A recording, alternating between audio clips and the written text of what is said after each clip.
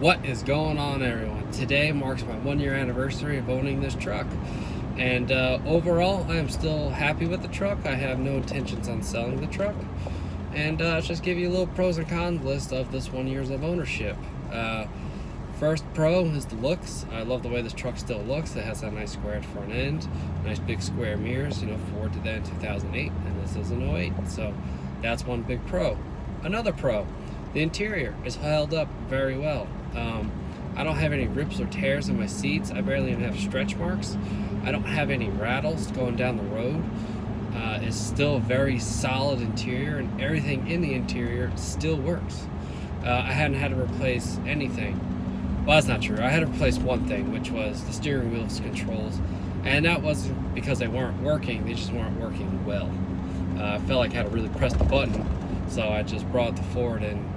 Since I have warranty, they just replaced them. So I would say that's the one thing in the interior that kind of went out. But besides that, nothing else has gone terribly wrong in the interior. Another pro to this truck, which I covered in other videos, it's towing capacity and payload capacity.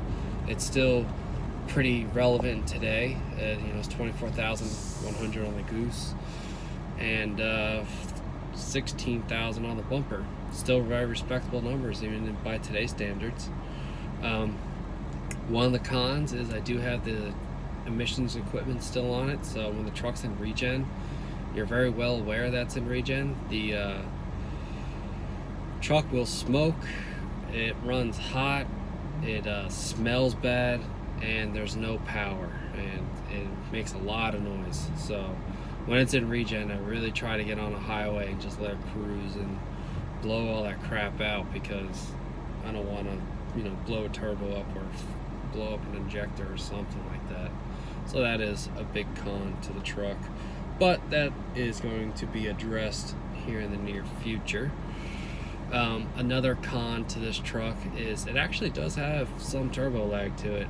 I've owned a 6.7 Powerstroke, and that engine, that's a great engine. You press the throttle and it goes, and it doesn't matter at what stage that needle is in the RPM, it'll still just go. This truck, you gotta wake up the turbos a little bit. So you get going, they get to about 5 psi, and then you can lay into it, and then they just shoot right up to 30, no big deal. But so there is a little bit of turbo lag, but there is no power issues. Once those turbos come alive, then the truck has plenty of power to do what you want to do.